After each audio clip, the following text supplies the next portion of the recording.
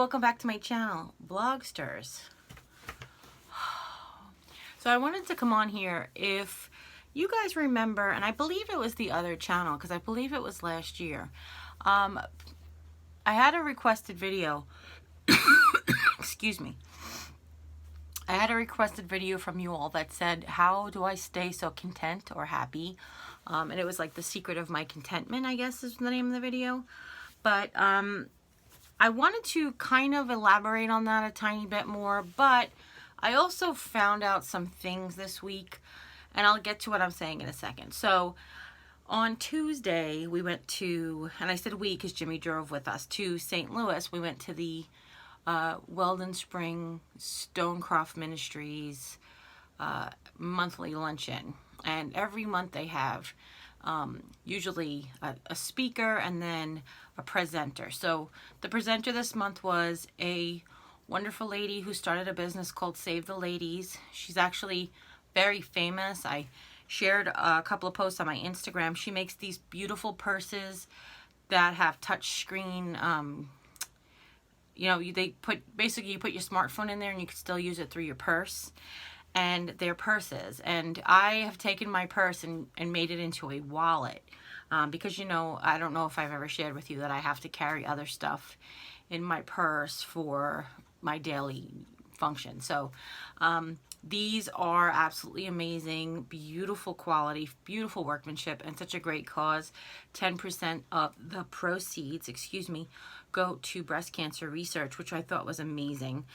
And she's just been, her story is magnificent. I just put it that way. But we also had a speaker, and the speaker this month, the inspirational speaker, was a woman, and I'm sorry that I don't remember her name, so I apologize if you're out there and you're listening.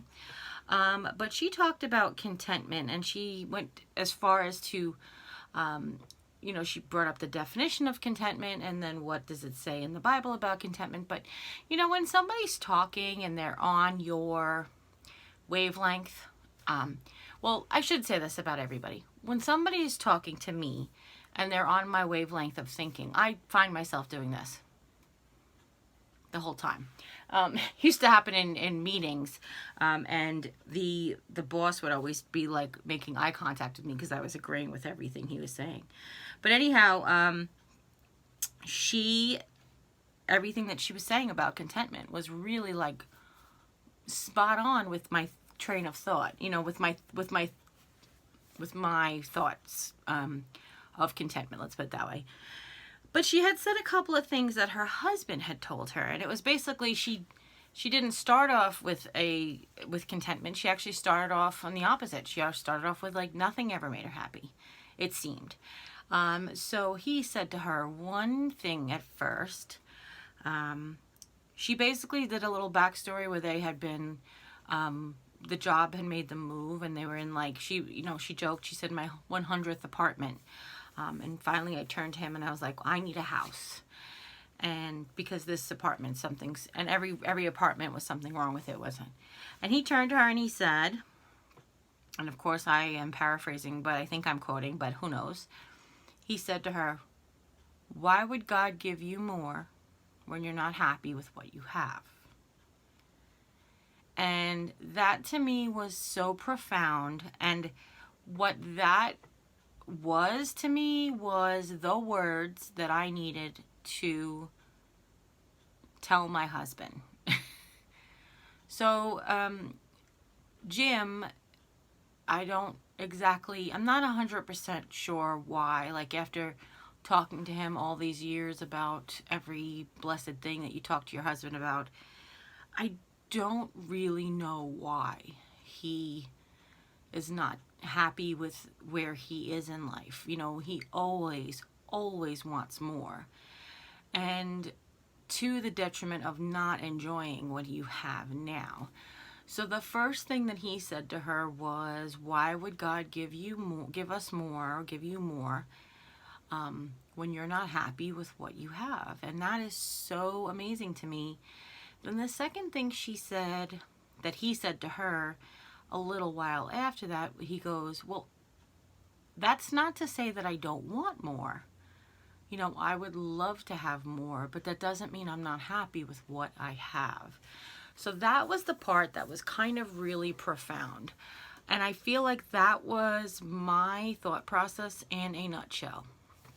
You know, I have been blessed this last 2 months with a little bit of success and a little bit of a financial breathing room, and I've been able to stock up supplies for DIYs and for home decor and stuff. And I find myself extremely satisfied with what I have, but I still go to the Dollar Tree to try to find the Halloween stuff, or this specific Halloween thing, or this specific autumn thing, and whatever it is. And that was the perfect way that I could think to describe it. I'm extremely content with what I have now. And if I don't find those things, it'll be okay. It always is. And I kind of joke about it in a way where I always say, like, if Jesus wanted me to have it, it will be there when I have money. I mean, that's really how I feel about all of this. If I'm, you know, I am blessed to have so many of you reach out to me and send me things that I have never been able to find. Like, I still have not been able to find bamboo cutting boards, but as you see, I did projects with them because one of you all was gracious enough to send me 4 of the bamboo cutting boards. So I'm so overly blessed with you all. Really, I am. But that philosophy that I have, that is basically, if Jesus wanted me to have it, it would be like the right place at the right time. So, yeah, those things kind of lead to contentment. It's a basic lead to my contentment. You know, part of what I mentioned in the last video was that I focus on all that I have now, because for, you know, when I was growing up, I didn't have. And I didn't know at the time. You know, I was young. I was a child. So children don't always know. But it takes your parents to teach you. My parents taught me that, you know, you may want the things that your friends have, but think of all that you have that others don't. And that was so profound. It really was. And of course, as a child, you don't necessarily want to hear the lessons.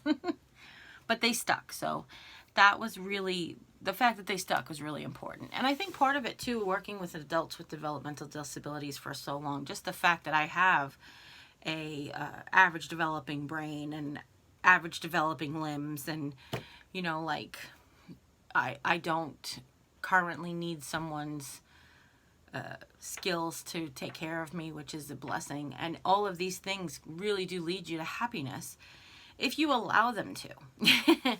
And that's part of the thing with contentment. As I said to Jim, I'm like, you get in your own way of your own happiness. By the fact that you always want more, pushes down his contentment. Like, he won't say, I'm happy with what I have, but it would, you know, I want more. He just wants more and more and more and more. And he's trying to strive for that thing that's going to make him happy and make him content. And unfortunately, it's really most likely never going to be in something monetary or physical or tangible. It's really got to come from within. And as his wife, who's been spending 20 years, well, 19 years as his wife, but 20 years together, trying to make him happy, again, not to my own detriment, but for all that time trying to make him happy and seeing that he's not happy, or that he tends to not be happy for the most part, it's rough. I won't deny and tell you that. I won't lie and say that that's not true, but it's rough. It's very difficult at times to wrap your head around that. You need to let go of trying to make someone happy when there doesn't seem to be anything that will, if that makes any sense. So anyhow, I have to sneeze.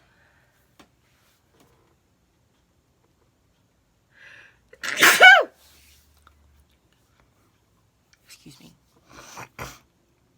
Thank you. I have a feeling that, like, 25 of you just said God bless you.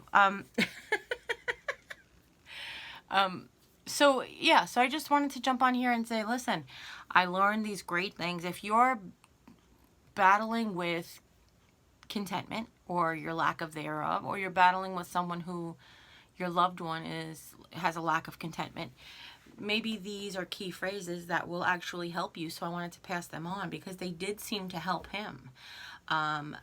Will that change his thinking on a regular basis, 24 hours a day, 7 days a week? I don't know. But we're going to sure focus on them, that we could try, That's all I ever ask of him, is just try. Try to be happy. Try to allow these things in your life to be a blessing and focus on the fact that they are. So that's it. I know that this wasn't a super long vlog, and usually they're super long vlogs, but I just really wanted to jump on here and mention this to you guys because I was so excited once I heard it to share it. And yeah, I want you to know that I'm still extending all my prayers to my YouTube family as well. If you're going through something that you mentioned in the comments, some hardship, some ailment, there's some surgeries, there are some recoveries from surgeries, there is some family members that are ill. I keep each one of you in my heart and in my prayers on a regular basis. So please know that someone out there is praying for you, okay? And as always, you guys take care, God bless, and we'll see you next time. Bye.